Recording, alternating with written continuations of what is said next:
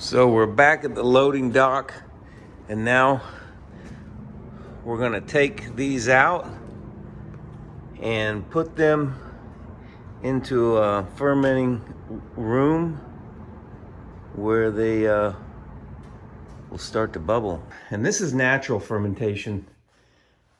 So this is entirely different from anything that anyone talks about now, currently. In the old times, this was put into wineskins and kept from the air, and it'll naturally ferment, naturally turn to a probiotic healthy solution that's preserved and preserves the juice, but also in so doing, the probiotics, the lactic acid bacteria actually dissolve the sugar or eat the sugar up, reduce the sugar down to anything. That's what gives you an alcohol content. So we have that first batch back here at the storage and fermenting facility, and it's going to sit and soak up the basically the higher than 70 degrees, because that's what will speed up the ferment. So you want your initial ferment to get started. So, anywhere 78 and down. But later I'll want to store it at a lower temperature. So I'll keep it much closer to 70. But just to get the ferment started, otherwise it'll take longer. A little bit higher temperature is good. And so let's take a look close up at this. So this is rack one. I'm trying a few different things. I'm probably gonna get a lot bigger shelving, but that one has 4. Originally it was designed to have 6, but I want to have a little room in there to get between, so when we rack that, once the sediment comes down to the bottom, then I'll siphon off the liquid off the top of the sediment. So then when it sits for months, it won't sit on the sediment, because the sediment gets a different taste in it, and it can or will flavor the wine to its taste. And so you don't want that taste. It tastes a little more funky-ish, but it's actually not. I mean, you can eat it. It's like sauerkraut is what it's like, but made from the solid part of the Muscadine grape. But it just has a different taste that you're not going to want in your wine, so you want to take it off of there. Now, in modern winemaking, there's yeast and all sorts of really bad tasting things that settle to the bottom. But with this is natural. So this is going to be just like if you made sauerkraut or any other fermented product like that. But it still has a different taste. You want to take it off of there. I have made it with apple and left it the entire time, and it did make the wine taste a bit more, well, I can't really tell you what it tastes like. Slightly, maybe bitter is not the right word. I could say slightly funky a little bit, but it just has a different taste because it's the solid portion. You want to take it off of there. So originally I thought with racking was definitely necessary, using yeast and chemicals, but because you don't do that with sauerkraut, I left it. But I'm going to go this round and definitely take it off, because it does impart a taste to it no matter what the solids end up tasting like, which is easy enough to see what that's like, because when the solids are there, once you take the liquid off, you can then taste the solid and you'll see exactly what it tastes like. And if you want your wine tasting like that, leave it in there.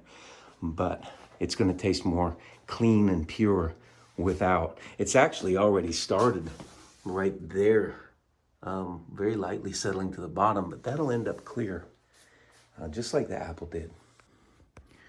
Right now I'm trying out some different airlocks on top. This is a solid airlock. It's a silicone airlock, universal. It'll fit any size of a carboy. And the bottom stick is really, I've gathered, just to pull it through when they made it. But underneath the top, there are little teeny holes. If you can see them, there's one. And what happens is that stays tight.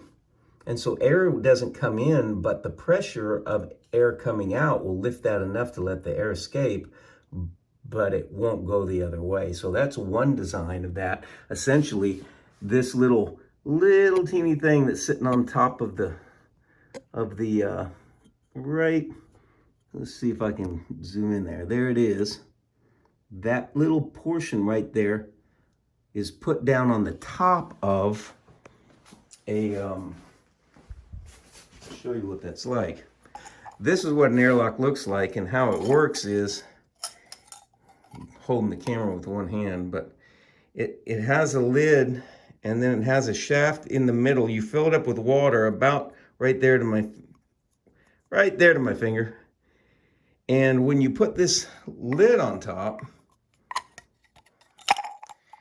and you fill it up with water to there, the water can bubble, the air can bubble up and out and down, get around that and escape through the top, but air cannot come in. And so these are like the most reliable, perfect with water in there. But if you're going to be out of town for a period of time and it needs to ferment and that water evaporates, it'll open that up to the air like it is now. It doesn't matter if you set that on top of there or not.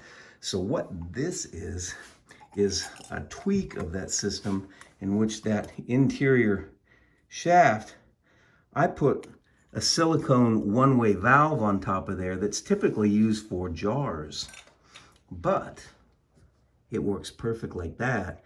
And if I pull that out and suck in on the end, it's solid. It will not let air in, but if you blow out, it will let it out. The main thing is when you have pressure and you suck it in, it won't let any in. But what about on ultra low pressure? If it's just like it's sitting now, it can any seep in there. Even on low pressure, I couldn't get it to do that, but that doesn't mean that it wouldn't. So it's an experiment in testing. I'll probably put that on a gallon jar and make sure and see how they come out. But if they worked really well, then you could leave for months at a time and it would not matter. You wouldn't need to put air into the other valve, because the one portion I didn't show you on the other valve is that there's a lid that then goes right on the top here, and that lid has tiny little holes. That lets the air out, but it keeps the evaporation from happening too quickly. So that water does last in there a long time, but you're gonna have to come back and top them off. And when you top them off, you don't wanna move this to upset that air seal around this portion. And so when you take off the lid, and of course I'm not talking about on here, I'm talking about the one that has the water in it with the little apparatus drop down on top. Well, you have to be careful that when you pull that lid off, you hold this down with the other hand and take the lid off. And that way it secures everything. Because if you just go pulling up on that and you pull that out, you're gonna let air in there and it'll mess up everything unless you can pump that air out of there. Potentially anyway, especially if the ferment's over and it's not gonna fill up again then with carbon dioxide and blow the oxygen out. So early on, it won't make much difference, but later on it would. But at any rate, that's two methods, three actually, of airlocks. I have another design of that type and another design of this type, in which it's an S shape, but I don't have it here right now. But I'm gonna experiment with airlocks because you wanna be able to leave a long time and not worry about it. And I've had the water evaporate before and learned the hard way that you've got to stay on top of that and have a system for keeping track of exactly when they need to be filled and know how to fill them without pulling anything off of there. A waterless airlock is way better if you find one that is 100% effective and will work. But those that liquid, you do not want to lose that. It's not really way easy to come by. It's going to take about 15 pounds of fruit to get, let's see, it'll be about 15 pounds of fruit to get a gallon. So 400 pounds of fruit, and the air came on, it's keeping it a right temperature in here. 400 pounds of fruit would probably get 20 to 25 gallons. So it takes a lot. At any rate, that's where we stand at this point. This is going to be fantastic. And we'll be back soon.